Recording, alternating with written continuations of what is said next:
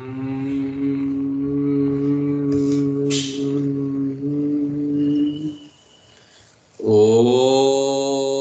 श्री परमात्मने नमः। अथ नवमोऽध्यायः। राजविद्या राजगुह्ययोगः।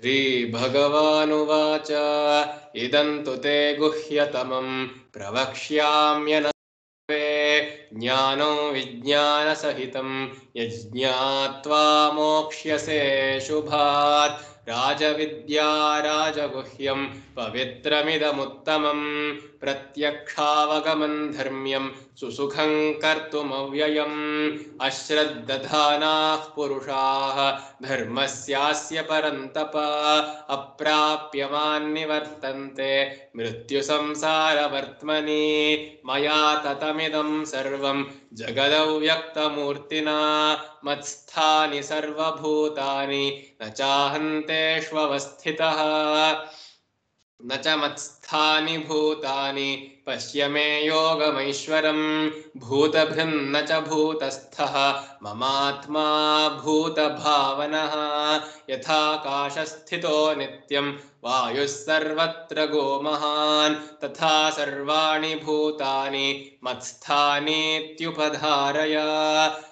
सर्वभूतानि कौन्तेय प्रकृतिं यान्ति मामिकां कल्पक्षये पुनस्तानि कल्पादौ विसृजाम्यहं। प्रकृतिं स्वामवष्टभ्य विसृजामि पुनः पुनः। भूतग्राममिमं कृत्स्नम् अवशं प्रकृतेर्वशात्। न च मान्तानि कर्माणि निबध्नन्ति धनञ्जय।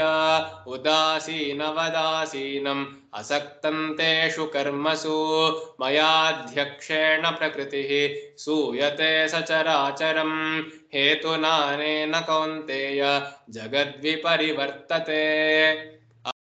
अन्ति मां मूढाः मानुषीं तनुमाश्रितं परं भावमजानन्तः मम भूतमहेश्वरं। मोघाशामोघकर्माणः मोघज्ञानाविचेतसः राक्षसीमासुरीं चैव प्रकृतिं मोहिनीं श्रिताः। महात्मानस्तु मां पार्थ दैवीं प्रकृतिमाश्रिताः भजन्त्यनन्यमनसः ज्ञात्वा भूताधिमव्ययम्।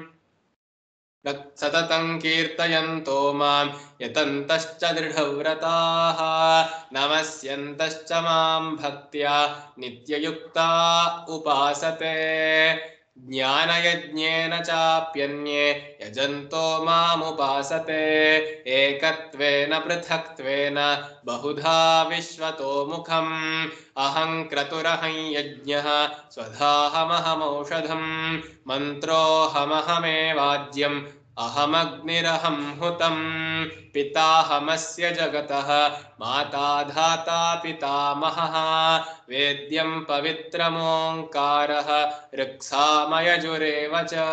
गतिर्भर्ता प्रभुः साक्षी निवासः शरणं सुहृत् प्रभवः प्रलयस्थानं निधानं बीजमव्ययम्। तपाम्यहमहं वर्षं निगृह्णाम्युत्सृजामि च अमृतं चैव मृत्युश्च सदसच्चाहमर्जुन। त्रैविद्या मां सोमपाः पूतपापाः यज्ञैरिष्ट्वा स्वर्गतिं प्रार्थयन्ते ते पुण्यमासाद्य सुरेन्द्रलोकम् अश्नन्ति दिव्यान् दिवि देव भोगान्। ते तं भुक्त्वा स्वर्गलोकं विशालं क्षीणे पुण्ये मर्त्यलोकं विशन्ति। एवं त्रयी धर्ममनुप्रपन्नाः गतागतं कामकामा लभन्ते। अनन्याश्चिन्तयन्तो मां ये जनाः पर्युपासते तेषां नित्याभियुक्तानां योगक्षेमं वहाम्यहम्। येऽप्यन्यदेवता भक्ताः यजन्ते श्रद्धयान्विताः तेऽपि मामेव कौन्तेय यजन्त्यविधिपूर्वकम् अहं हि सर्वयज्ञानां भोक्ता च प्रभुरेव च न तु मामभिजानन्ति तत्त्वेनातश्च्यवन्ति ते यान्ति देवव्रता देवान् पितॄन्यान्ति पितृव्रताः भूतानि यान्ति भूतेज्याः यान्ति मद्याजिनोऽपि मां पत्रं पुष्पं फलं तोयं यो मे भक्त्या प्रयच्छति तदहं भक्त्युपहृतम् अश्नामि प्रयतात्मनः यत्करोषि यदश्नासि यज्जुहोषि ददासि यत्तपस्यसि कौन्तेय तत्कुरुष्व मदर्पणम् शुभाशुभफलैरेवं मोक्ष्यसे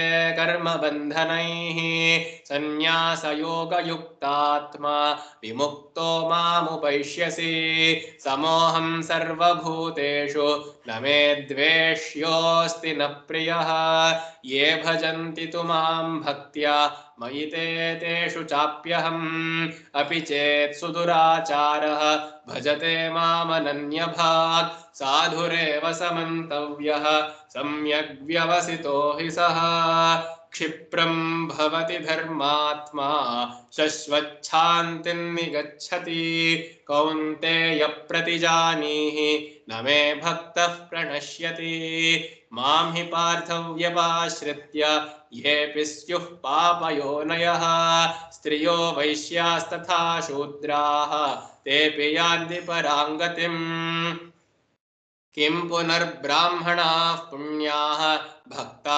राजर्षयस्तथा अनित्यमसुखं लोकम् इमं प्राप्य भजस्व मां मन्मना भव मद्भक्तः मद्याजी मान्नमस्कुरु मामे वैष्यसि युक्त्वैवम् आत्मानं मत्परायणः ॐ तत्सदिति श्रीमद्भगवद्गीतासु उपनिषत्सु ब्रह्मविद्यायां योगशास्त्रे श्रीकृष्णार्जुनसंवादे राजविद्या राजगुह्ययोगो नाम 9मोऽध्यायः।